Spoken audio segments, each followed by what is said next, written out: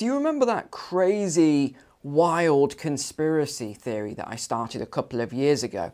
You know, the one where I said that there would be a global framework for a central bank digital currency eventually, probably made by the IMF, otherwise known as the International Mafia Fund. Well, check this out. The CBDC, or the central bank digital currency, is all set to go global thanks to the International Monetary Fund, which is working on a global platform for CBDC transactions. Sorry, what was that I just heard? The IMF are actually implementing what I said years ago that was hailed as this massive conspiracy theory. Yes, I think that is what we've just heard with our own ears and seen with our own eyes. The IMF wants countries to agree on a common framework for digital currencies for two main reasons here. A common law will help in easy transaction of CBDCs around the world. A global framework will keep a check on unregulated cryptocurrencies. She said, I'm quoting here, if countries develop CBDCs only for domestic deployment, we are underutilizing their capacity. For this reason, IMF is working on the concept of a global CBDC platform. Okay, I think we get the idea of what exactly is going on here. And one key thing that I want to pick out of there, they're saying that if they just use it as what it is designed to be used for right now, then they are underutilizing the potential of the CBDC platform. I wonder what they mean by that. Well, as usual, I've pulled together a load of articles and information for you today, which I think might just explain what it is they mean. So let's check it out. And just in case anyone thinks that maybe I've misunderstood or maybe Weon's misunderstood, here is Bloomberg and here's the headline: IMF working hard on the global CBDC platform concept. We've also got this from Reuters, IMF working on global central bank currency platform. So it is right across the mainstream media now, even though they said this was a big conspiracy theory and that there wouldn't be any global centralized platform for all the CBDCs. But of course, what have I been doing? I've been tracking these things for you with the CBDC tracker. So we'll touch upon that in a moment. But here's what they're saying. The IMF wants central banks to agree on a common regulatory framework for digital currencies that will allow global interoperability. Failure to agree on a common platform would create a vacuum that would likely be filled by cryptocurrencies. Well, yeah, I mean, is that so bad if there were cryptocurrencies which are decentralized as opposed to centralized CBDCs? And I'll show you a list of problems in a moment with these CBDCs. A CBDC is a digital currency controlled by the central bank, while cryptocurrencies are nearly always decentralized. Already, 114 central banks are at some stage of CBDC exploration, with about 10 already crossing the finish line. If countries develop CBDCs, I think I mean CBDCs, only for domestic deployment, we are underutilizing their capacity. Now, it's pretty obvious to me what they have planned here, but we'll come to that in a moment because it's pretty sinister. Now, here's a number of things that they will be able to do with the CBDC. They will be able to customize it for individuals. I wonder why they might want to customize it for you. They can be frozen easily or seized. Holding can be limited. In fact, we already did the video on that. If you haven't seen it, it is absolute paramount viewing on my channel, where I actually analysed the full framework of the Bank of England central bank digital currency, a dystopian nightmare.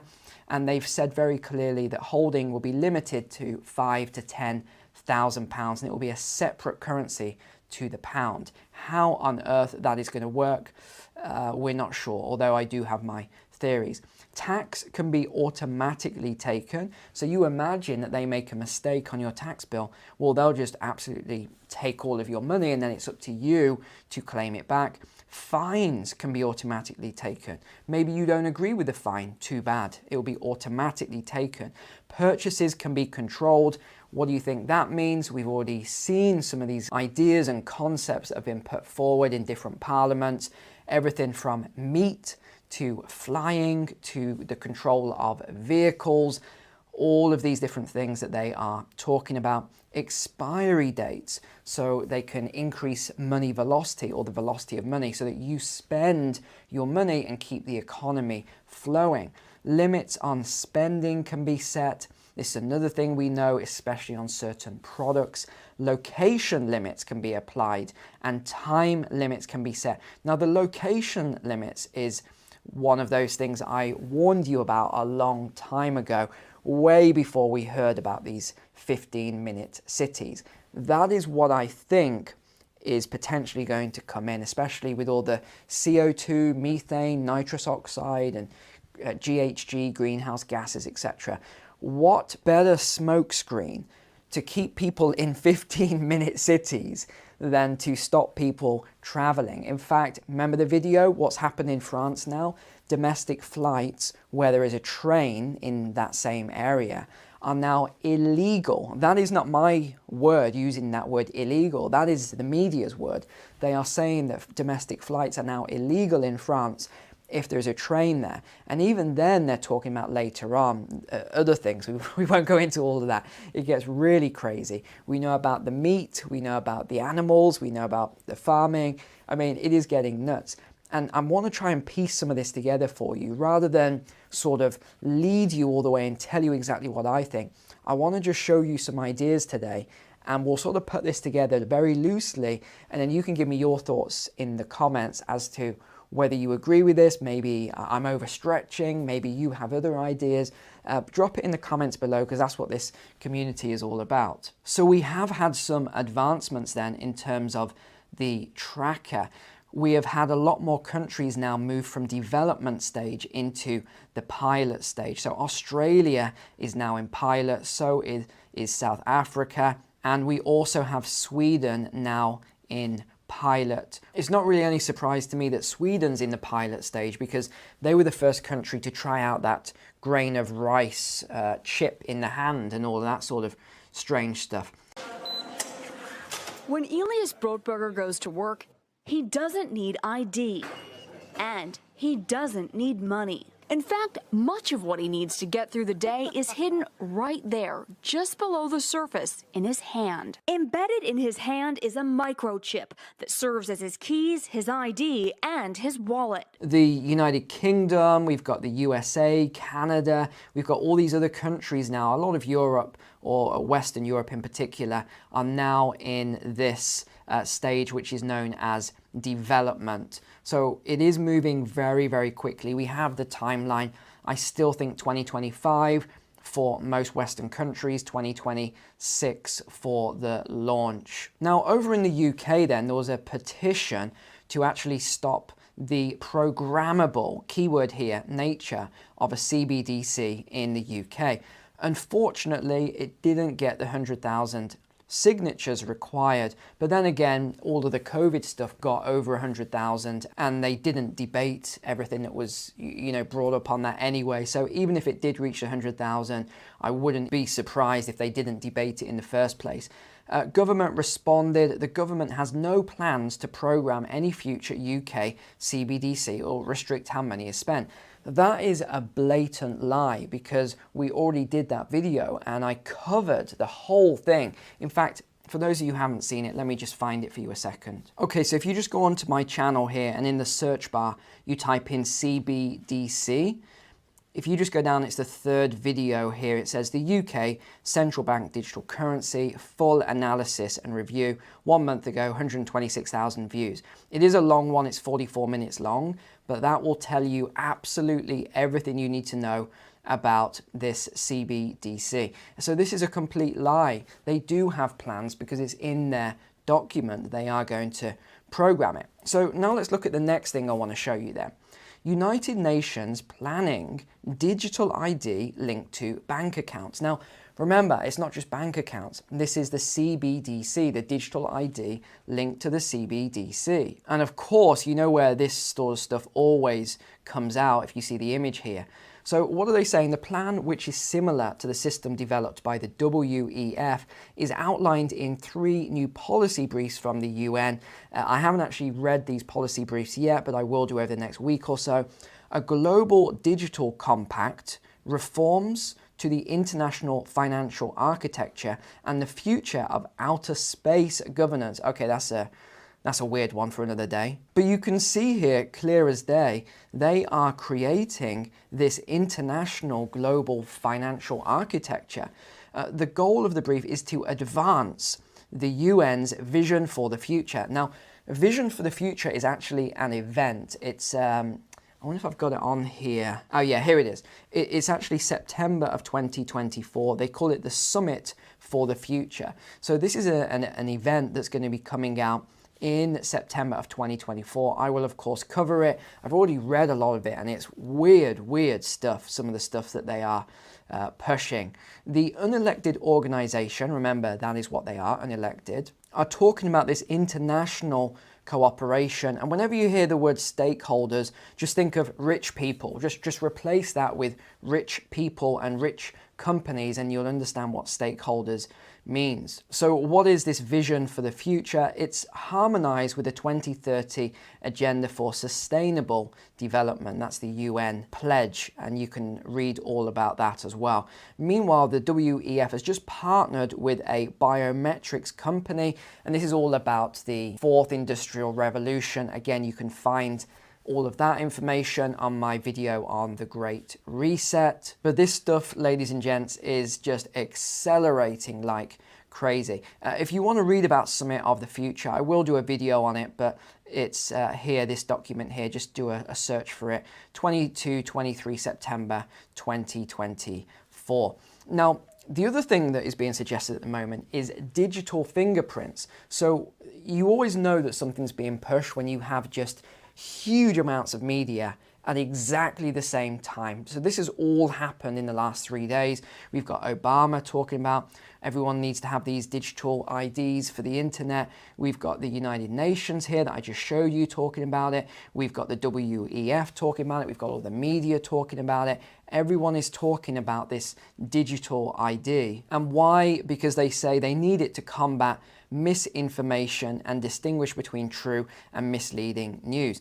Now, the worrying thing from all of this, we won't go into the whole article here, but the worrying thing about this, and you've heard me talk about this a few times on videos now, mainly on the Walk and Talks, where I've said I'm really focusing now on getting as much information and even my courses and things like that out to you as I can, because I don't think in the future I will be permitted to even have this channel anymore. Because what they want to do is sort of have this governance of the internet and of what they call influencers. So one of the biggest problems they had during the sort of COVID era, 2020 to let's say late 2022, was that there was a lot of people that didn't agree with the information. I was actually one of them. I didn't agree with the majority of stuff that we were seeing on a day-to-day basis. It just didn't make sense when you actually looked into a lot of this stuff. But of course, anybody who opposed that narrative and said anything that maybe opposed it in any way was completely cancelled, their YouTube channels cancelled and things like that. That was really just one phase and it wiped out a lot of channels, unfortunately. But I think that was just the beginning, and we're having these acts that are passing through Parliament, we're having it pass through the US Congress and all sorts of other countries at exactly the same time at the moment, all of these acts to actually restrict the freedom of people. And in fact, I've got another article before I forget about this. And this one is from the Irish Green Party. So they are calling for the limiting of free speech. The Irish Green Party followed many around the world this week and came out for censorship and speech control. Indeed, the party went full Orwellian, called for restricting freedom to protect it. You gotta love this Zero Hedge. They come out with some pretty funny stories sometime. And I always have to double check all of this information, so I did, and this was it here. It was on Tuesday 13th of June. I have no idea what that says. If there's any Irish people watching this, someone tell me what on earth that means, because I have absolutely no idea. But I've read through this, it is an absolute beast, and it is legit. They did actually call for the restriction of freedom of speech in order to protect freedom of speech. I mean, you can't make this stuff up. So rather than calling it censorship, they call it content moderation.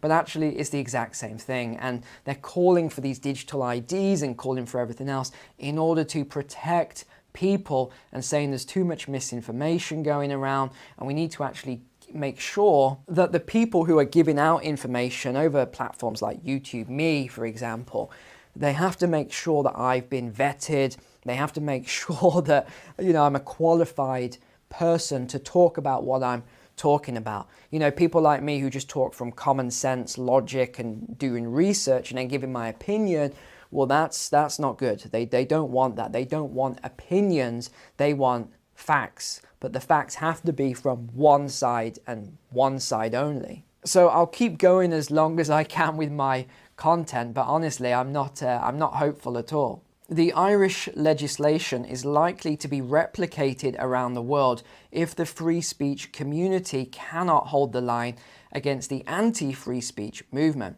It's part of an unrelenting movement in Europe, particularly by the EU, to roll back Western free speech values that once defined countries. Yeah, and I completely agree with that. I think that is what they're doing. And there's all sorts of other things. The UN's just unveiled this automated fact-checking tool. And remember this that's been absolutely blasted this week. This was the BlackRock CEO, and he's been absolutely destroyed over what he said. And, you know, I won't play the video. You've probably seen it already. Loads of people have covered it already. But BlackRock has $10 trillion AUM, assets under management. They are the biggest investment management company, brokerage, whatever you want to call them, in the world. And what are they doing? They are forcing ESG behaviors on company. They are forcing people to adopt certain behaviors, and he says that if people don't adopt those behaviors, that they will force those behaviors onto people.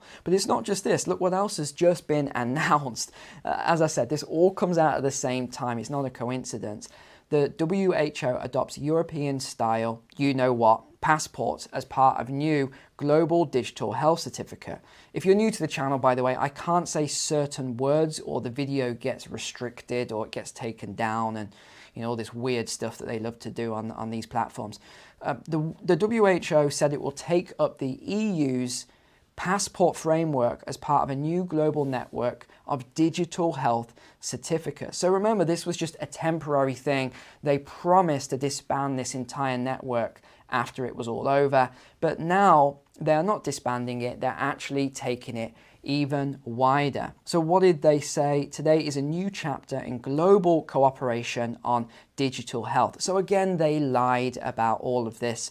It will help to place the WHO at the center, oh boy, here we go, of our global health architecture. Yeah, because they handled it really well over 2020 and 2021, didn't they? I don't think I need to say much more on this. You know where this is going. I don't want to lead you too much. Make up your own opinions, make your own mind up. But it's pretty clear to me what's going on. This is not good. It's not good at all. It's not positive. Digital IDs coming in, all the GHG policies are coming in, all the carbon taxation's coming in, with the 15-minute cities, with all these new passports, all these global frameworks. If you thought 2020 was bad, even 2021 with the restrictions, you ain't seen nothing yet, as the old saying goes. I'll leave it there. I don't think there's much more to say on this today. Thanks for being a subscriber here. Take care. God bless. I'll see you tomorrow.